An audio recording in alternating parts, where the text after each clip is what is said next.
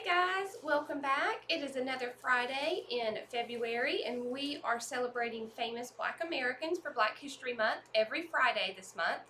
And I am so excited because I knew right away who I wanted to talk to y'all about and read a special book to y'all about. And it is this man right here. He is very famous in our state, and some of you might have met him or definitely seen him on TV, especially if you've ever watched old Braves games. But his name is Hank Aaron, and he played for our Atlanta Braves for many, many years. And I've always loved him as one of my most favorite Braves players, but I just knew right away that I wanted to focus on him this month because he just passed away not even a month ago.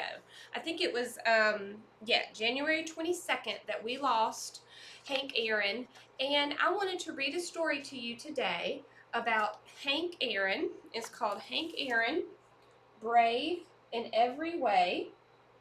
And we're going to read it in just one second. But I thought I'd share some neat facts with you about Hank Aaron. His nickname was Hammerin' Hank because he is still to this day one of the best hitters that has ever been in baseball. He's most famous and most well known for breaking Babe Ruth's home run record. And we'll talk about that in the book, okay? But some cool things about him is how strong and how brave he was and all that he had to face during his career as a Major League Baseball player. A lot of you might know Jackie Robinson, and Jackie Robinson was one of the first Black Americans in baseball, and he led the way for folks like Hank Aaron. Hank Aaron came just a little bit after him, but he still faced a lot of racism and even death threats that we'll talk about soon, okay? All right, so some cool facts about Hank Aaron. I didn't know this, but he started off his career as a shortstop. All right, before he ever went to the major leagues, there was another league that was just for Black Americans, and he played there first, and he played as a shortstop. And he was only like 16 or 17 years old. He was very young. He also, this is cool, got to play with his brother. I think it was for 7 seasons. Yep, for 7 seasons with the Braves. And this might have even been when they were still in Boston. He got to play with his brother Tommy. And it's pretty cool. There was even a game where they both hit home runs in the same inning. So that's pretty amazing and pretty cool. That's a record. I don't know if it's been beat yet or not. But the brother Tommy, he even went on to be a coach for the Braves afterwards. So that's really cool too.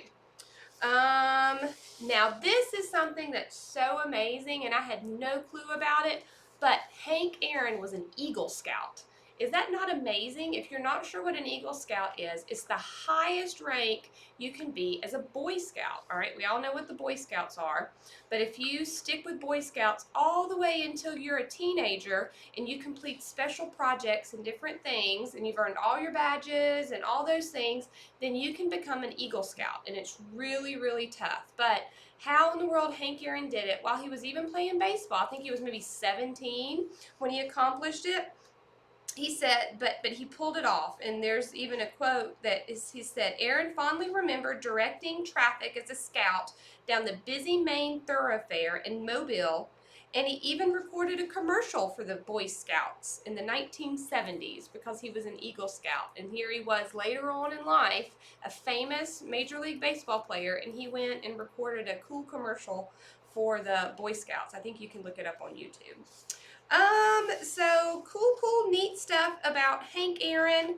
Just such an awesome, very, very humble man. He didn't boast, he didn't brag, and later on down the road, Barry Bonds broke his record, and he just kindly stepped aside, even though there was some drama with breaking that record. You can read about that later on if you want to, but Hank Aaron humbly and graciously just stepped aside and allowed Barry Bonds to be the new home run king. So he had such great, great character that we can all take lessons from how humble and kind and patient and nice and brave Hank Aaron was.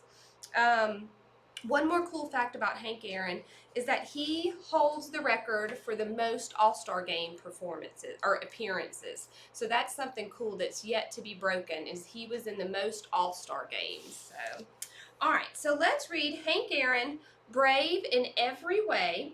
Peter Gallenbach is the author, and the illustrator is Paul Lee.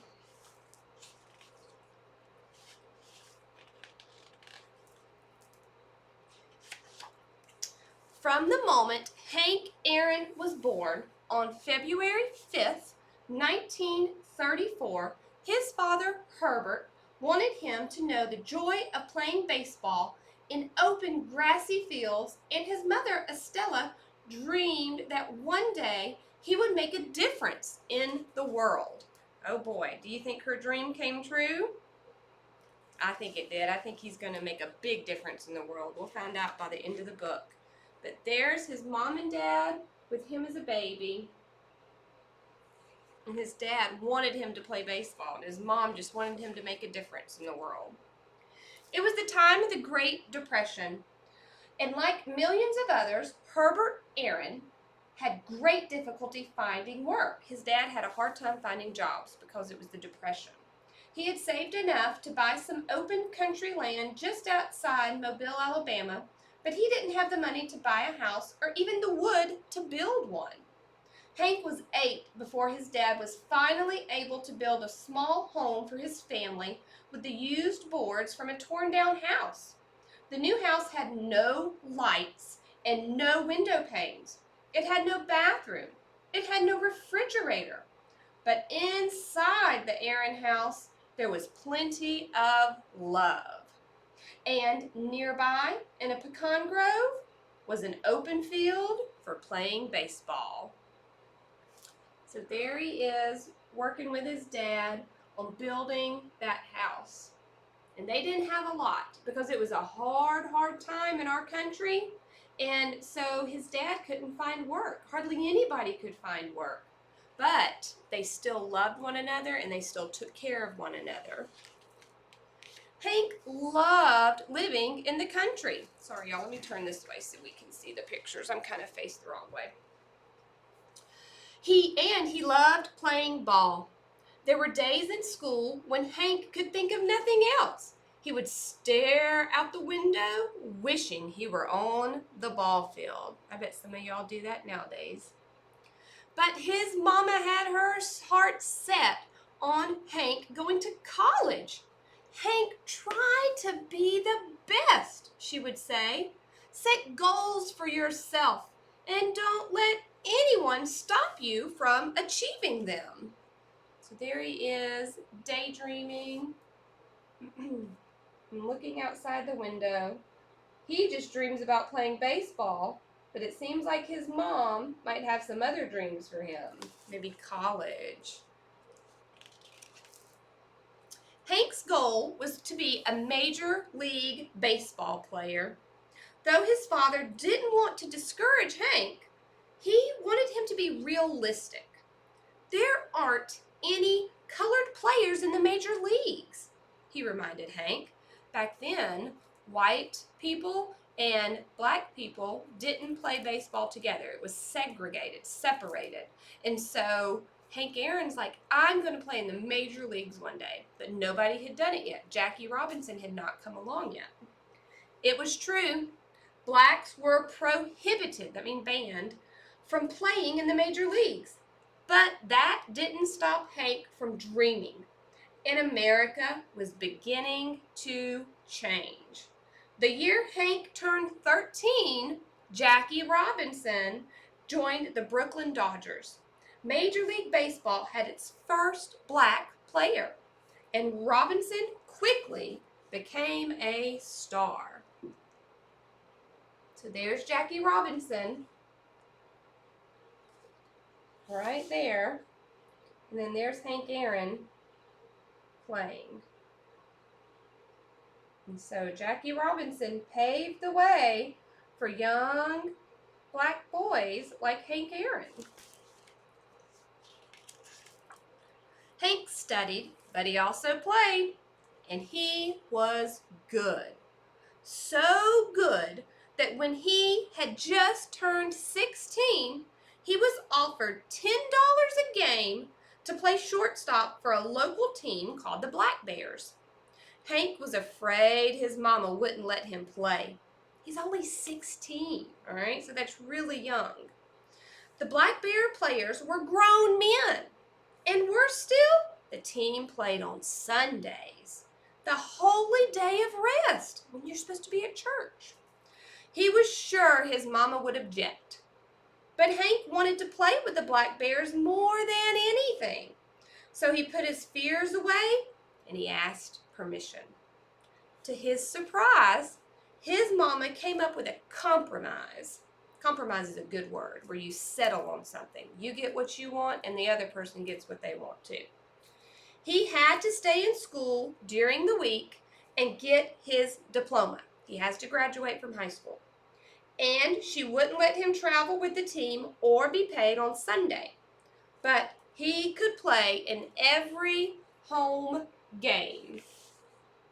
So their compromise was that he's going to still graduate, he's still going to get his diploma, he's not going to play on Sundays, he'll be at church, and he will play the weekday games. All right? So I think they both got what they wanted. That's a compromise. During his first year with the Black Bears, Hank displayed his extraordinary talents. He hit for a high average, was fleet on the bases, fielded well, and showed a strong throwing arm. He even hit some home runs. After a second season with the Black Bears, Hank was offered a job playing far from home for a professional team called the Indianapolis Clowns. Hank's mama didn't understand how becoming a baseball player could help her son make a difference in the world. But she had faith in Hank, and she saw that he loved the game. So Estella made Hank a couple of sandwiches and stuffed $2 in his pockets. Too upset to go to the train station to see him off, she stood in the yard crying as Hank left. "Your dad and I will be thinking of you always," she told him. "Be strong, son." So there they are, sending him off and telling him goodbye. Mobile, Alabama is right next door to Georgia. It's to the west of us. And so imagine going way up north to Indianapolis. It's way far away from here, especially back then when you drove by a car. It was hours and hours and hours. So she was so upset, and she knew he was going to be gone for a long time. But she's proud of him. Hank Aaron was strong, and he soon impressed everyone with his talent. Wherever he played, Hank became a star. Then, in 1954, Hank joined the Milwaukee Braves. He had done what he had dreamed of. He had made the major leagues. I think I said Boston Braves earlier. Sorry. There was the Milwaukee Braves. They were in Boston before Milwaukee. And then they came to Atlanta. So here he is as a Major League Baseball player. Before the Braves ever came to Atlanta, they were in Milwaukee and they were in Boston. So he joined the Braves when they were still up in Milwaukee. So his dream has come true. Hank soon established himself as one of the leading home run hitters in the game. In 1956, he became the second youngest player ever to win a National League batting title. In 1957 and 1958, his powerful hitting led the Braves to league championships. Hank remembered his father's determination and his mama's advice. Be the best you can be and keep your eyes on the goal. Do you think that's what he's doing? I think so. He became hungrier to excel. He decided to try to break the career home run record of Babe Ruth, baseball's most beloved hero. So there is Hammering Hank. And he sets the goal, like his daddy said, set a goal and keep your eyes on it. And his goal was to beat Babe Ruth's home run record. When the Braves moved from Milwaukee to Atlanta, Georgia, in 1966, it helped Hank. He found it easy to hit home runs in the cozy Atlanta stadium, and he was happy to be close to home. So he's right near Alabama now. He's right at home down here in Georgia, Atlanta, Georgia. Plus, the stadium was small. Our old stadium was just a little circle, the Fulton County Stadium. And so it was easier to hit home runs in there. But some people resented or were mad at Hank's success because of the color of his skin.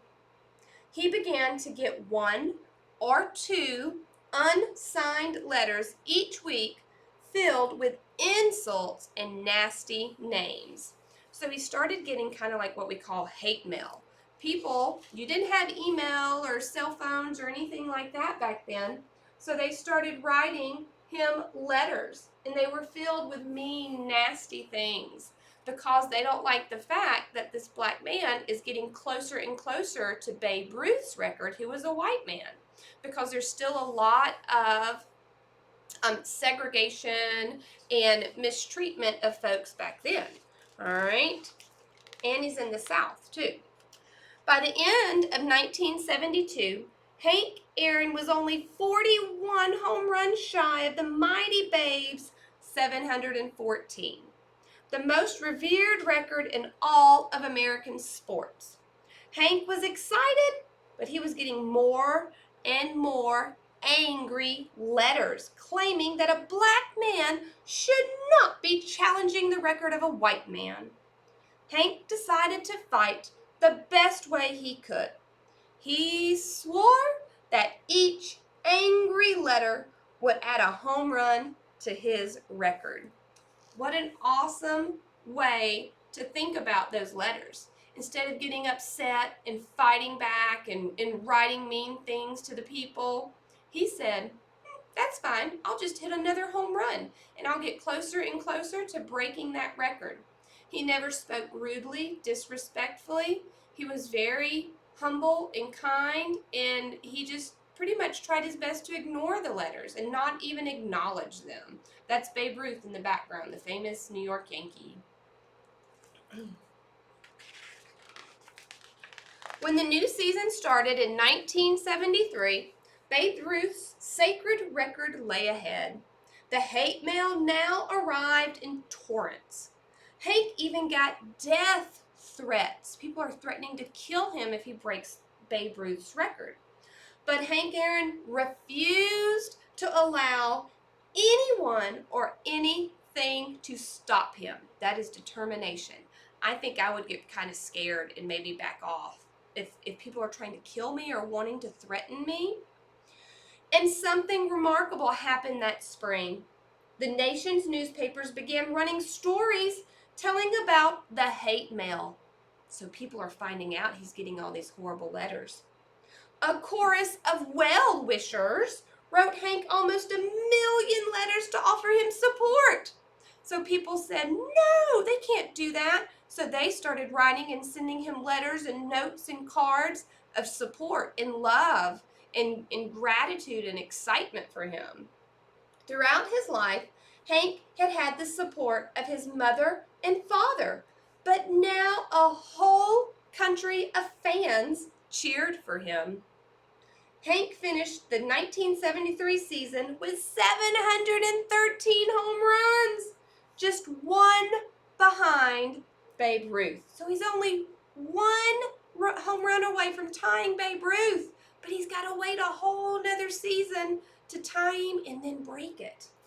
In Atlanta, on the final day of the season, the appreciative fans rose and gave him a 5-minute standing ovation. So there they are in the Fulton County Stadium, giving him a standing ovation for all his hard work that season. But he's going to play another season of baseball, so he's still got a chance to break Babe Ruth's record. But he's got to wait like 6 months almost. Well, Hank's next season began on the road in Cincinnati, Ohio. The entire nation was watching. In the very first game, Hank hit home run number 714 off pitcher Jack Billingham. He was tied with Babe Ruth now. From now on, every home run would set a new record. So he has met Babe Ruth's 714 home runs. So the next one's going to break the record and then set the record higher and higher and higher after every home run he hits. When the Braves returned to Atlanta, the governor of the state of Georgia and the mayor of Atlanta were in the stands to watch Hank. So were Hank's mother and father. They had been his inspiration. They had taught him well. Hank was happy to know they were there. In the fourth inning, 2 men were out. A runner was on first.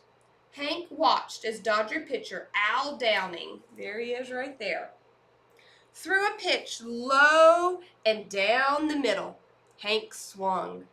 The ball rocketed just over the head of the shortstop. It kept rising and rising until it sailed over the top of the high wall in left field, and it landed in the Braves bullpen for home run number 715. So there it is on the billboard in the outfield, 715, because it was home run 715, and it has officially broken, Hank Aaron officially broke Babe Ruth's record with that hit. If you've ever been in the media center, this is definitely for my older kids. I have a poster of that, and it's back on the back wall above all the biographies, and my mom and dad got it at a Braves game that they went to. So next time you come into the library, hopefully sometime soon, you can look in the back corner up there, and there's an original for real poster from that game in 1970, I think it was 4. All right? Or it would have been 1973. Or 74. I have to look. I think 74.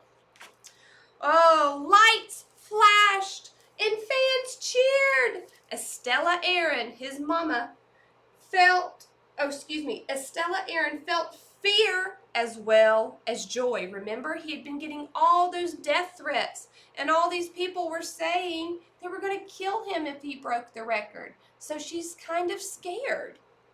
Oh, she remembered the hate mail and the death threats. What if someone tried to stop Hank from reaching home plate? As Hank passed second base, a couple of fans raced out of the stands to congratulate him. As he rounded third and headed for home, the entire Braves team rushed out to home plate to greet him. As he trotted toward home, his teammates parted for a waiting Estella Aaron. So there was his mama waiting for him at home plate as he was rounding the bases. When Hank touched the plate, his mama threw her arms around her boy. Hank was surprised his mama was hugging him so hard. When she was sure he was safe, she finally let go. She was so proud, but also so scared. Isn't that terrible to have to be fearful at that time? On this glorious day, before an entire nation, all of America, and even all of some parts of the world, her son Hank had fulfilled his dreams. Do you think he also did something for the whole nation? I think so. There they are at home plate.